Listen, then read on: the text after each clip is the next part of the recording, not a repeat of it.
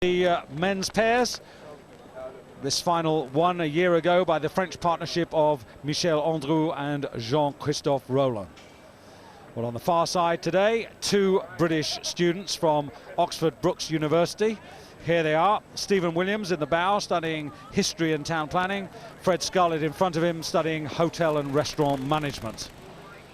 Next to them in lane number 2, the Americans. Facing you, folklore and mythology graduate Jonathan or Adam Holland, who'll be 27 on Monday. Behind him, Cyrus Beasley, who switched this season from sculling to rowing.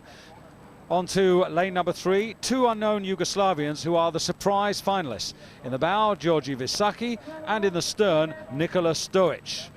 Then to their left in lane 4, this season's World Cup champions. A north-south partnership, 20-year-old Robert Sens in the bow from Munich. In front of him, 31-year-old Detlef Kirchhoff from Berlin. Well, then in lane 5, France, represented this year by the Begin brothers, who were one half of the quartet who won the COXLESS this year at Henley Royal Regatta. It's Antoine in the stroke seat and Laurent in the bow. And in lane 6, one half of the 1996 Awesome Foursome, who this year are racing as pairs for Australia. Both men from Victoria. 23-year-old Ju Grin with the white hat. Behind him, 33-year-old Mike Mackay, who's also spokesman for the Australian Athletes Commission. Loads of experience in that Australian pair. These two are doubling up. They're going to be doing the Cox 4 tomorrow with the other half of the Awesome Foursome, who are doubling up in the Coxed pair as well. So they're going for 3 events between them. But at the moment here, out in front now, in lane 3, Yugoslavia, who've taken a slight lead. Nikola Stojic, who spent the last few years studying in America, the American University there, and he's a very powerful athlete, well known on the American circuit. Yes, he came out of the double sculls last year, in which he finished 10th in the world ranking. His partner came out of the Cox pair, and that's Djordje Visacki. But they certainly have been a revelation this week, although they've now settled back a little bit, and it's the Germans who are making the pace. Yes, they're very, very powerful, the German pair. Very upright, kind of powerful leg drive sort of style, and very, very aggressive through the water. They're really going for it here. They believe in themselves. They're at 38, they're rating higher than everybody else, and they're just going to power on and see what happens. But here are the real style meisters. These guys from Australia really row beautifully. They're so well linked up, beautifully connected, and move their boat very, very well. And it's got to be really between these two crews. Germany here with a powerful, aggressive style, and the technical geniuses from Australia. United States there in 3rd position at the moment in lane 2. Well, Detlef Kirchhoff is certainly putting pace to the race. There he is on the left of your picture. 7 Olympic and World Championship medals, and he is the experience in the boat there, setting the rhythm for Robert to pick up and provide some power. Well, it's in this rough conditions now, the rough water, that we'll see what happens. This is where really aggressive rowing can actually get you through. It just drives you through there. You don't worry about catching your blade a little bit. You just drive through the rough water. So this could well be to their advantage, to the German advantage. The other interesting fact is, although the Germans won the World Cup in Lucerne, the Australians actually turned them over and won the race. So there's a little bit of revenge to be made here by the Germans to stamp their authority on the season. Well, I think it's brawn against style here, and very confident and flowing movement. You can just see in the corner of your picture the Australian bowmen. They're just moving along, very easy, relaxed style. It looks much lower than it is. They're actually at 36.5. And here again, rather like the German pair, the United States really hammering it on, just getting it in and driving it through. Yes, those two Americans on the far side now based in Massachusetts, Boston, Charles, head of the river, that sort of territory. Cyrus Beasley, who was 5th in the single sculls back in '95, but now back to rowing. Yeah, Cyrus really did, he took the American sculling scene by storm for a couple of years. But I think he started to get a bit lonely, and here he is now in a pair and moving very well in 3rd position. So Yugoslavia, after their fast start, are down in 4th place, and then France and Great Britain struggling at the moment, I have to say, Dan. Well, they're very young. This is their first time at international level. They're very good hopes for the Olympics in Sydney in 2 years' time.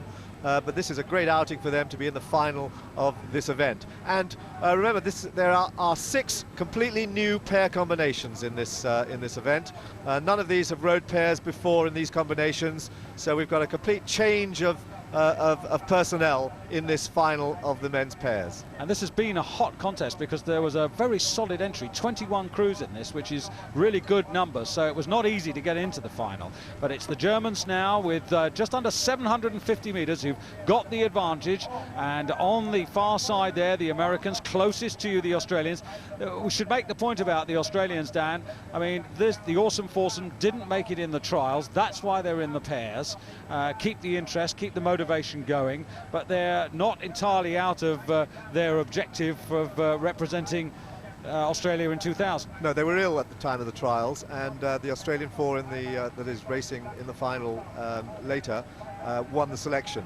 So they broke down into the 2 pairs and doing the Cox 4 here as well, but no doubt they have got their eyes set on a 3rd successive Olympic gold in Sydney. That's where they're hoping to really come to their best form. They raced at Henley against the British 4 last month and were beaten by the British 4 by about half a length. It was a great race, but here now they are trying to get back on terms with this crew from Germany, who really have taken this race by the scruff of the neck, now beginning to hang on a little bit there, very, very powerful. And now we're going to see whether the Australian experience and technique can pull back Germany, who have now got a length lead. It's going to be tough. Interesting also, Dan, just a note of the Yugoslavians who've been very quiet for about 1,000 metres and now beginning to make their presence felt there. They've got a good overlap on the Americans and they are moving and they are accelerating. They're moving very well. I mean, it's really, there are 3 crews now here who could be in with the chance of a silver medal. The experience of the Australians, they're pushing that rate now up to 40. Germany still holding on at 38. They've got about a half a length lead. And as Australia starts to push hard on the German pair, Yugoslavia is moving up on the United States. Well, this is a terrific performance. Nobody would have given the Yugoslavians a chance of a medal. Probably none of us would have even put them on our short list to get into the final. But here they are, and they are really competing now. The Germans striding out nicely. They can feel the line now, and you can see actually in the way they're rowing, they look that much more confident now. The Australians are under pressure, and I don't think they've got much more left in the tank there. The Yugoslavians really pushing on the Americans on the far side, and this is a fine effort. The Germans coming towards the line now. The gold medal is theirs. The crowd are beginning to cheer. The Australians are going to hold on to get the silver, and who gets the ball? Oh, that's very, very close. That is certainly one for the judge. Is it Yugoslavia? Is it America? We just have to wait. Well, it was a fantastic comeback from Yugoslavia. Some great racing in the second half there in difficult conditions, but these men from Germany took the race from the start and held on beautifully to win a very, very exciting race. Let's see if we can judge it. 2 from the bottom, 2 from the top of your picture there. That's Yugoslavia. Top is America. Oh, that's still close. But it's gone to Yugoslavia. Yugoslavia by 0.03 of a second get the bronze, but the gold medalists are Germany.